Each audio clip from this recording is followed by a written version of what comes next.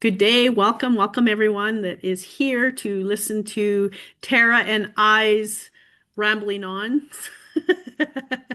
Our Sure. awarenesses, our all of the things. So welcome Tara. Tara's from TSW Life Coaching, and she is an amazing coach that she goes deep into your soul. She knows what your soul is trying to convey to you if you can't hear it, if you are, wanting to break free from some things, see yourself in a different light, all of the things. So, welcome, Tara.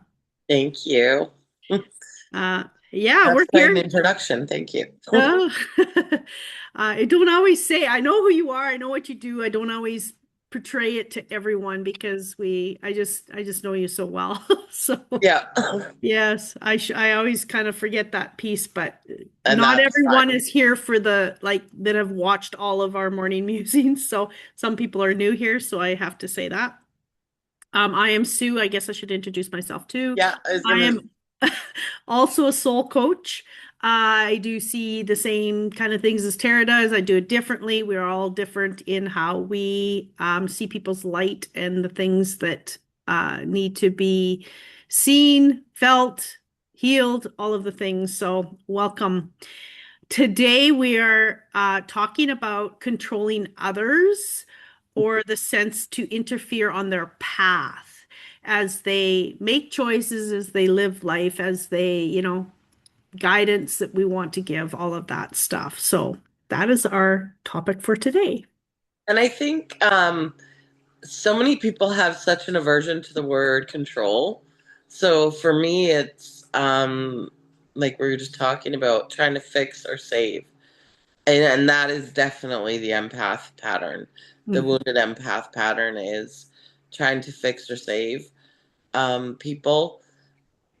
And I don't think a lot see that as control, but it is. I Yeah. mean, underneath it, it is control. 100%, 100%.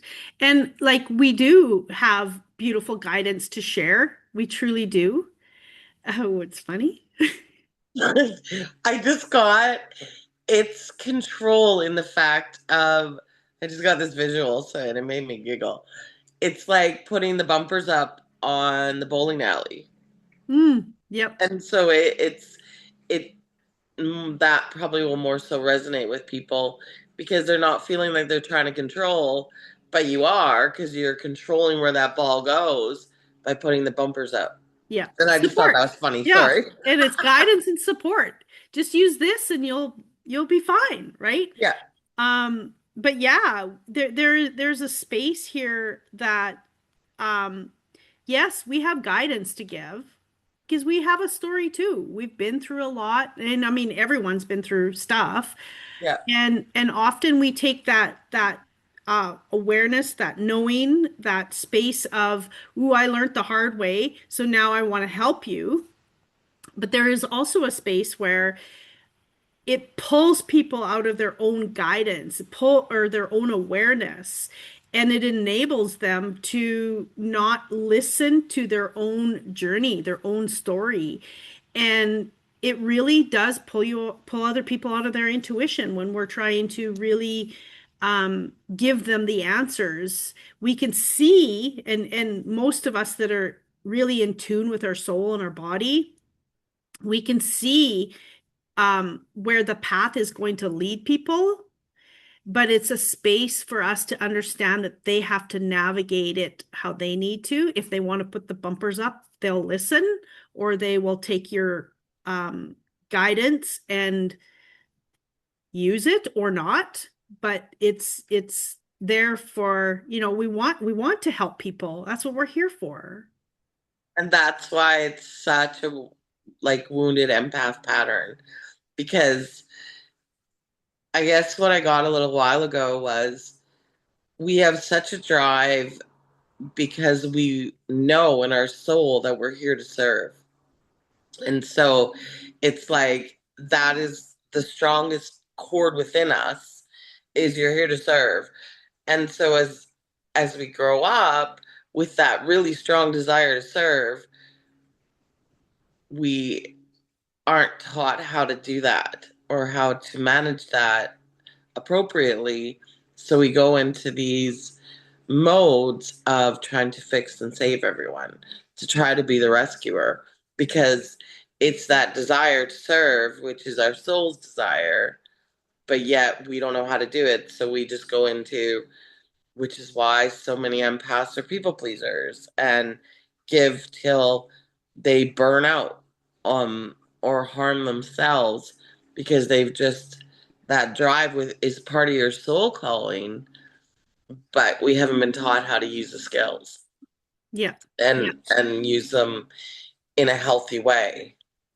Yeah, I love that. And like for me, I have had to learn like I mean have I learned it 100%? I mean, do we ever? I don't know. If you have, please chime up in the I chat have. because um but there I have had this I don't know whether it's self-taught or a space where I have really practiced detachment. Like it is a huge space where I have really, it's taken me many years. I won't say how many because that might date me. Um, but there's a space of someone asks for something, I will definitely, take it if it resonates, leave it if not. Say, and then it's like I need to detach from that outcome. I need to detach, I'm serving, I'm giving my guidance, like you said, right? Because that's what we're here for. And then I detach. Then I'm still here for you, but I've said my piece, if you want to call it that. Yeah. Um, and then I just have to realize that if they've heard it, if they integrate it, if they, embody it, then that's great. If not, that's okay too, right? Mhm. Instead of trying to steer the ship for them and going, oh, like if they would just listen, no, you just beat yourself up if you do that. Absolutely. And that's why, like I said, I think a lot of people don't realize that that's control when you still try to steer that ship Yeah. and you put those bumpers up, and then it's like they're not listening. So I need to move the bumpers a little bit closer, a little bit closer. And it's like, yes, you can see, or yes, you may know, or have a different perspective. But like you said, it's about planting that seed Yeah. and allowing them to have their own destiny. And um, because this came out of the card that I pulled yesterday for my Surrender Sunday, which was let go of your desire to control. And the message I got so clearly is everyone is where they're meant to be. And by you interfering or trying to control or trying to manipulate, A, you're telling the universe, I'm smarter than you. Thanks, but I'm better and smarter. Um, And I know and more. yeah, exactly. I know more. And B, you are, like you said, you're steering them and guiding them in a way that maybe their soul's not supposed to go. And so, like you said so perfectly, you can plant that seed. You can give them that guidance, but it's not your place to keep moving the bumpers until they're going the way that you think they should go. Because maybe they're supposed to bounce back and forth a little bit off that mile marker. Maybe there's a huge challenge or a lesson that they're supposed to learn within that. And you can't see that. You can just see the one path. And so, yeah, it's definitely, like I said, I don't think a lot of people will because we have such an idea of what controlling is. And this is so much subtler. But trying to fix someone or save them is still controlling. 100%, 100%. And you see that a lot with addictions in families, right? But they gave me a visual as you were talking. That's funny. It's like they showed me like a little child taking the training wheels off the bike, but you hold the handlebar. You know how you're pushing them along and you hold the handlebar and you're not letting them steer the ship, the Yeah. bike.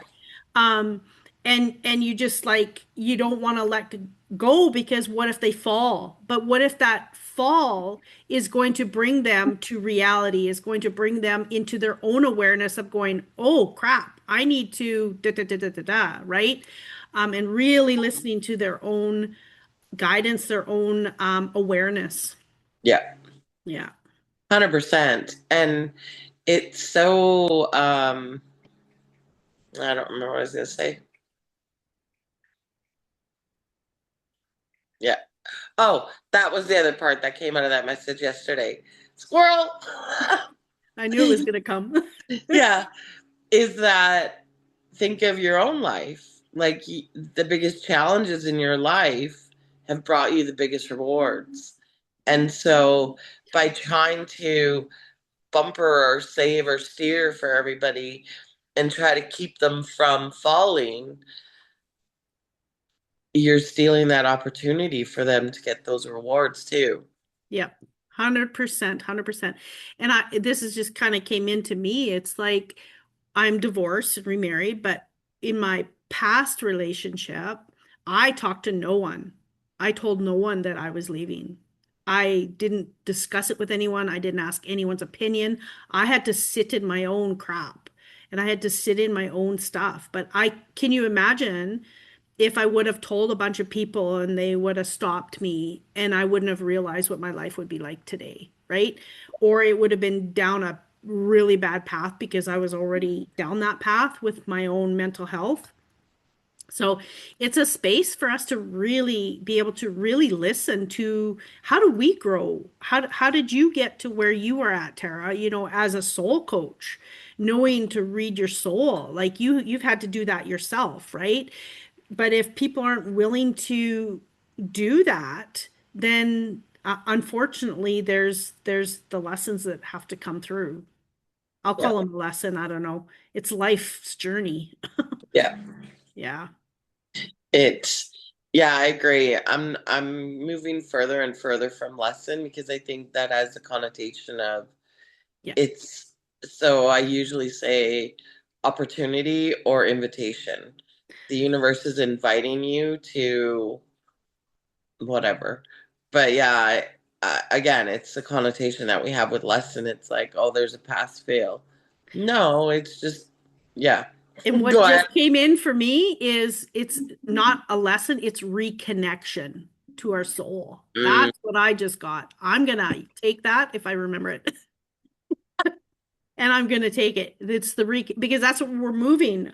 I'm off topic here, but the society right okay. now, we're moving away from those relationships that don't honor us, that don't, and there's no right or wrong. It's if you're connected and listening to your soul, you're sitting around my table, right? Whereas there's the huge gap coming, and we're going to see a much bigger gap. We're going to see a lot of people feeling like they have no one sitting at their table. And I feel like we already are there for many people. And that's okay. But it's a reconnection. We're recalibrating. We're in a space of the vibration that we are holding. If people around us can't hold it, then there's detachment from it, the Yeah. relationships. But yeah, and yeah, I'm glad you brought it back to detachment because there was something else that was coming with that too. Is that can feel hugely um, different. I'm just gonna say that. I was like, there's not a better word for it. It can feel really cold-hearted, and it can feel really like you don't give a crap anymore, and empty almost for a bit because of the attachments, because we've been taught that to care, then you need to smother or you need to be yes, involved and you need to steer. Like, I love that with the bike. You need to steer them. And it's like, no, that's not really caring. That is manipulating. controlling. Yep, Really, what yep, we start talking about. To really care for someone, in my opinion, and to hold compassion for someone is to honor their journey and the journey of their soul.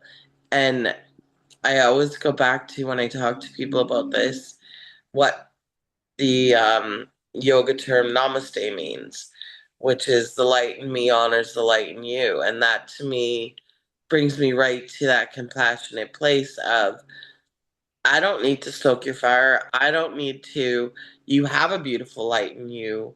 So I'm just going to hold that space of seeing that light, even though your behaviors may not be recognizing that light right now. I'm going to recognize it for you, and I'm going to hold that space of Ooh, knowing that it's there. I that's know, right? I know that is huge. Unconditional, right? It's beautiful. That's beautiful. Whew, that was a good one. Thanks. I have to listen Thanks. to this part again. Holy man. Um, and there's a sense here of ego as well. I'll call it ego, where we want to control an outcome, Hmm. right? Because we want the best for people and or a situation, right? But when we are in that, then we are in control. When we want that outcome, or we see that space, that, like you said, that light where that fire inside you could be so stoked, and I see it in you, oh my goodness, just start putting wood on the fire, right? They have to choose it, right? And we can't control that outcome. Um, yes, we can see things in other people that say, you know what, if you would have started a long time ago, you would be like so much further.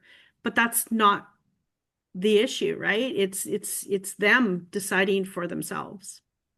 And I am a true believer that it's our destiny. And it's they couldn't stoke the fire, 6 months ago, a year Yep. ago, because the firewood wasn't there, let's say, you Yep. know?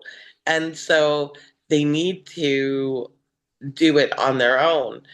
And that's why, for me, that being able to hold that compassionate space, but is definitely feels different. But I think it makes it doubly hard. Does that make sense? For empaths, because not only, especially intuitive empaths, because not only can we maybe see or have those seeds of wisdom to plant, but we can feel the suffering that the other person is going through. And you're Yes, just like, but just listen, I told you the seed. And that's really hard because we can feel how much it's impacting the other person and we can feel the suffering that they're going through. Um, but again, it's not our journey. that's right. I often have to remind myself, your journey, my journey, and I'm okay with it. Right. And that's seriously, there's been times when I run stuff through and I don't have to understand your journey. I don't live your, I have not lived your story, and I will never live your story to understand. And I don't need to understand it. And that's a big space as an empath. We try and understand where people are coming from, and we can't always understand that. It's just, we're in a different space, right? That's why I think, because that just brought up what I always say to empaths that are just kind of awakening. You are a conduit for the energy, not a container. And so when that comes up, it's about letting that flow through you. And that's part of your journey as awakening empath is to be able to hold that space without it entangling and enmeshing with yours. And Yes. so you can just be like a filter, just let it through, let it through. Yep. And yeah, that's part of that journey is learning that. Yeah. And honestly, as an empath, like you said, we're trying to fix, help, all of the things. But as an empath, we also need to be, like you said, the conduit and be space. What is space? Being space for someone is not solving their problems, not having an answer. It is just the container with no words. Can we be space for someone and not speak and That's not a huge fix? thing. It is. And Yeah, that is true space. I'm here for you to listen. I am a container for you to say what you need to say, and that's it. We don't have to solve it. And that is yeah, hard. yeah. That's again is, and maybe that's another one we should do, but it's being invited along. Yes. And because that's another thing I think a lot of empaths do is they offer when they haven't been invited. And then they get frustrated because it's not accepted, but you were never invited Yep. to share that. Yep. I will often, people will message me or ask me questions about something, and I will often jump in and say, "Ooh, this is what you could do. I can," and then I go, delete, delete, delete, delete, erase, erase, Right? erase. Hold that. Don't even say it. Yeah. Because that's just, it's just what we do. We're trained to solve problems. We are. We truly are. It's just part of our societal upbringing and as an empath. Yeah. And when you're intuitive and get guidance, and I don't know about you, but like my guidance doesn't shut off. So, like, even when I'm watching TV, I'll be like, oh, there's belief systems. Oh, there we go. Or I can see like what the show's trying to, the underlying kind of societal message that it's trying to imprint on us. And I'm like, yeah, so it doesn't shut off. And so that makes it really hard to, but it's something I've had to learn to wait to be invited. That's right. And can you imagine if it doesn't shut off for you, but someone chooses not to have that running through their system, that intuition that is their truth? Can you imagine we solve the problems to stop that system from running in people, for them to choose their own, what resonates with them? Yeah. Back to full circle here. Right? Yeah. But So I think it's been, yeah, like I said, and I think this conversation had to happen because, like, I just keep getting, most people will hear control and be like, no, I'm not controlling. And then it's like, really? Sit with that for a minute. yeah, And I've said that to people who sit across the table from me. They're like, I'm not controlling. It's like, mm, maybe sit with it for a minute. yeah, Because it's not a word, I think because it has such a negative connotation that people don't want to admit it. And they're thinking very surface level. Like, no, I don't try to control things. Yeah, you do. control is even wanting the best for people. Exactly. It It's trying doesn't, to like, manipulate yeah, in some way, even if it's for the person's good. yeah, So you think that's still trying to, like, I love the handlebars thing that you said. It's that trying to control the handlebars, trying to steer it the yeah, way it's supposed to go. yeah. Can you imagine driving a car and you're holding the steering wheel for your kid that's learning how to drive? Is that ever going to allow them to drive the car with ease ever? If you finally let go and there's no one there to help them? Yeah. Boom, right? Boom. So, so that is, I think, what we have for today. Hey, Yeah, I think so. awesome. Thank you, Tara, again. I always love the insights that you have and what we chat about here, because we could do some deeper dives if yeah, some more deeper than just surface level healing. Um, yeah. So if there's something you want us to talk about, let us know in the comments.